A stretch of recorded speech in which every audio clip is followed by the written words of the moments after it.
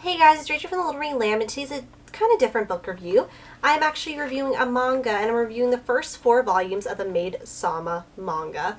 So this will be quite a different review than I normally have, and also I'm going to include somewhere in this video, just in case you're wondering, a kind of flip through or looking at kind of the artwork, just in case you are not kind of sold on the plot, because I know in graphic novels and manga, I keep saying if I use the terms interchangeably, I do mean manga, and I know there is a distinct difference between manga and graphic novel. So just let you know in case you're bothered by that or wondering if I know the distinction. I do. Anyway, this review will be spoiler free pretty much. Like, obviously there's some things I have to say, there are details that will tell you about it, but I'm not going to go into each individual story. So I'm going to be rating this by plot characters, cover plus pictures. Suspense. This series, or like at least the TV show and the manga, was recommended to me by Steph from the Book Hopper, so I'm going to put her channel in the down bar. And I'm really glad that she recommended that to me. So Steph, if you're watching, I want to thank you so much, because this series has been, I've been really enjoying it. And manga is something I've been dipping my toe into a bit. I used to read more when I was younger, when I was actually going to the library, because it was a lot, obviously, cheaper. But I really loved this series watching the show, so I knew I had to read the graphic novels. These graphic novels are all about a girl named Misaki, and also if I pronounce words, places, and people mispronounced their names, I don't mean to. I'm sorry about that, and I'm going to continue on.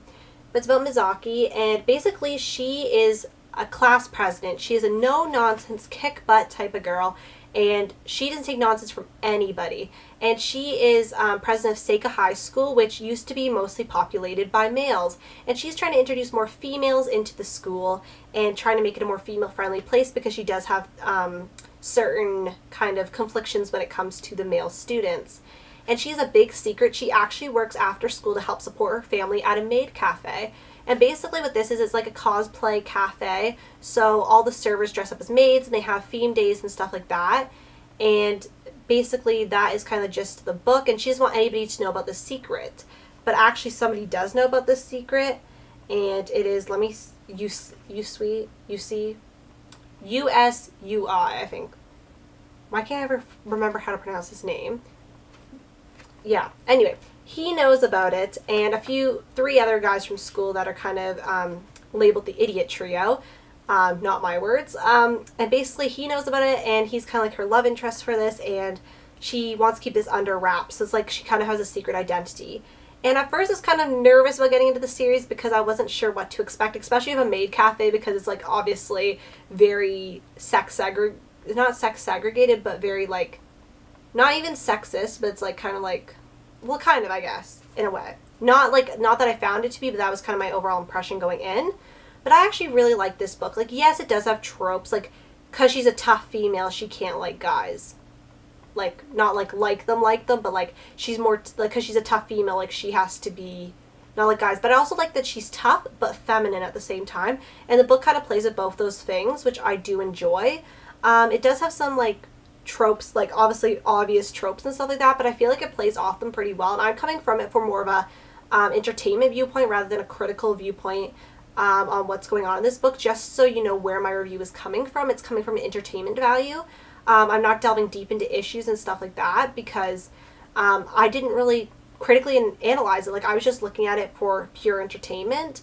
And yes, some of the stuff is a little, sexist. Only the girls are working at the Maid cafe, but they don't have guys working there and stuff like that. But, like, I'm sure they have different cosplay ones that guys do something dressed up as something. So I kind of looked at it from that standpoint. And yeah, so basically, and also they have like The Unrequited Love by Yusui. He's clearly in love with Misaki.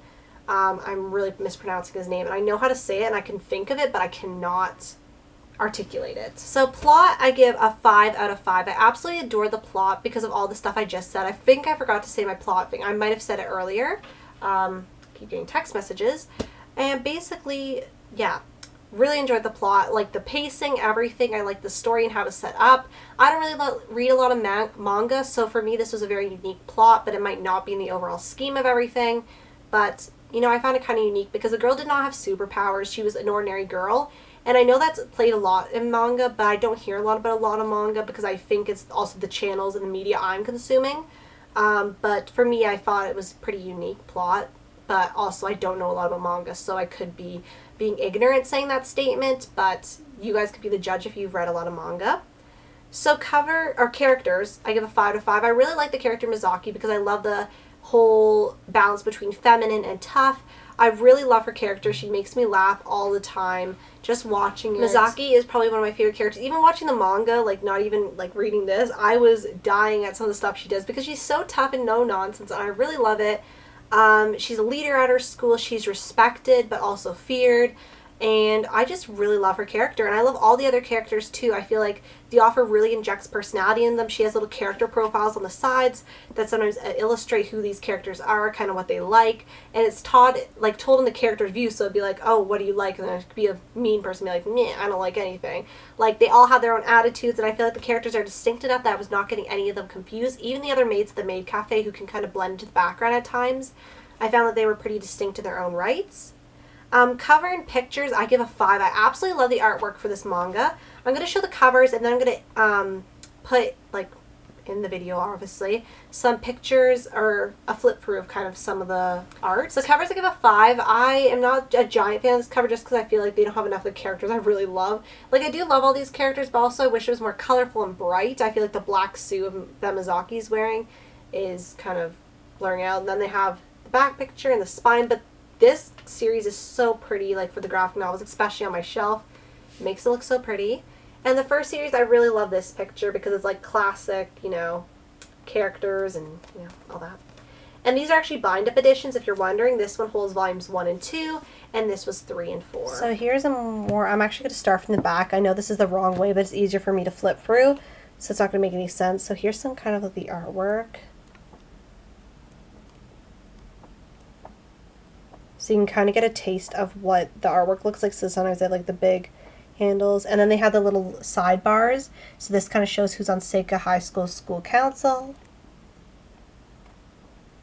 And that's kind of the artwork to give you a taste. Suspense, I gave a 4.5 because I'm not a giant fan of the bonus stories that are included in these editions. And I know I don't have to read them, but they are in the editions, so I do read them. So that's the only thing where I give it a 4.5 because sometimes they lose my interest. And there was one chapter, which is also in the TV show in an episode, and it was like this mission where it was like an alternate reality and universe, so I didn't really enjoy seeing that come up in the manga. Maybe that's just because it's not my style. I'm not a big adventure person when it comes to my reading and stuff like that. Like adventure stories, I do venture out. And overall, I give this graphic novel series a 5 out of 5. I definitely want to read more editions. I have the next 2 bind-ups of volumes 5, 6, and 7 and 8. And if you want to see me review those, I don't know if I will because this one's a more vague review, but maybe if you want to see a review on those, I could go more into depth in the story, but I want to be as vague as possible so I don't spoil the individual stories for you. But I definitely recommend this series. It's really good, and there also is the TV show, and it used to be on YouTube. I think it still is, but they don't have the dubbed version up on YouTube still because it got taken down. So it could just be the one with the subtitles, so just to let you know. And I want to thank you guys so much for watching, and I'll see you guys later. Bye!